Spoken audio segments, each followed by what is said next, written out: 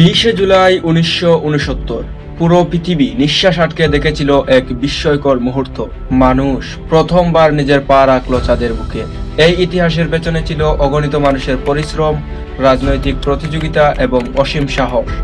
আজ আমরা জানবো অ্যাপোলো 11-এর সেই অনন্য গল্প, যা শুধু এক মিশন ছিল না, বরং মানবজাতির এক যুগান্তকারী অর্জন।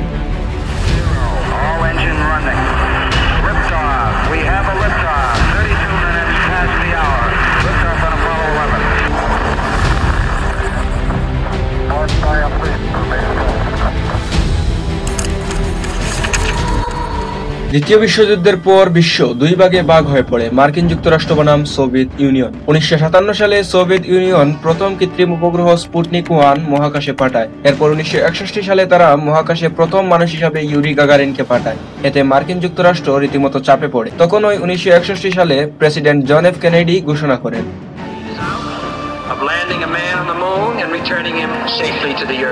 এবং এই ঘোষণার পরই শুরু হয় অ্যাপোলো প্রোগ্রাম।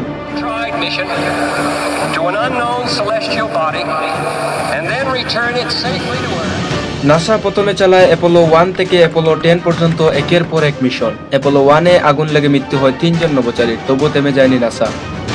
অ্যাপোলো 11 মিশনের জন্য নির্বাচিত হয়েছিলেন 3 জন: নীল আর্মস্ট্রং মিশন কমান্ডার, বাজ অল্ড্রিন lunar module pilot, Michael Collins command module pilot. তারা 3 জন 1969 সালের 16 জুলাই পৃথিবী থেকে উড়াল দেয় স্যাটার্ন বি রকেটের মাধ্যমে। রকেটের উচ্চতা ছিল 363 ফুট, যা ছিল এক বিশাল দানবের মতো।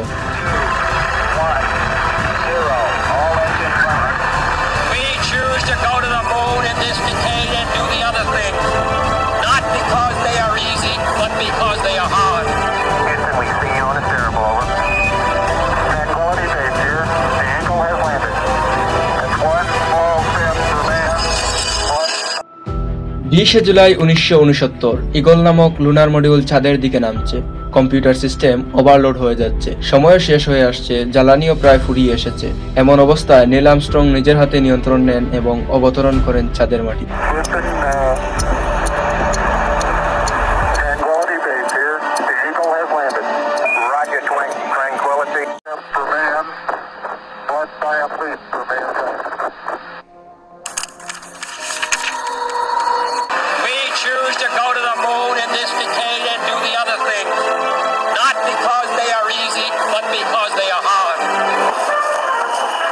In 1969, the public had little reason to question mankind's historic first step on the moon.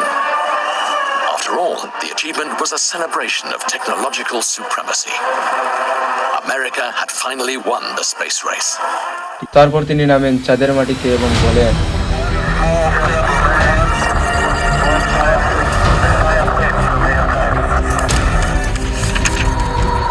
বাজ অল্ড্রিন কিছু সময় পর তার পাশে নামেন। তারা দুজন 21 ঘন্টা 34 মিনিট চাঁদের পৃষ্ঠে ছিলেন।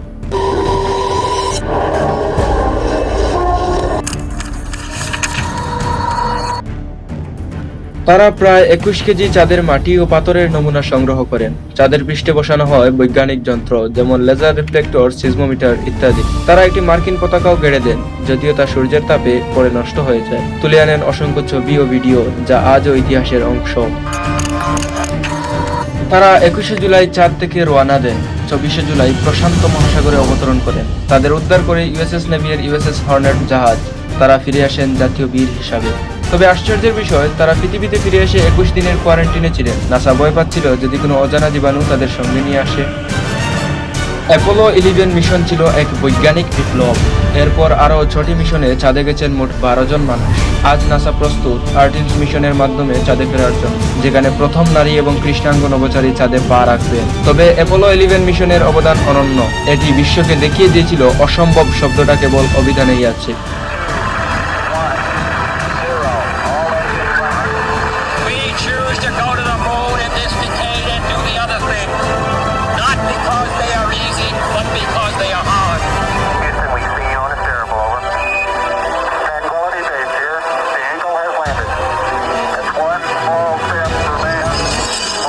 চাঁদের বুকে মানুষের পা ফেলা শুধু প্রযুক্তির জয় নয়, বরং মানুষের অদম্য ইচ্ছাশক্তির প্রতীক। আপনি যদি বিশ্বাস করেন মানুষ চাইলে সব পারে, তাহলে এই ভিডিওটি শেয়ার করুন। কমেন্টে জানিয়ে দিন আপনি যদি চাঁদে যেতে পারতেন তবে কি করতেন।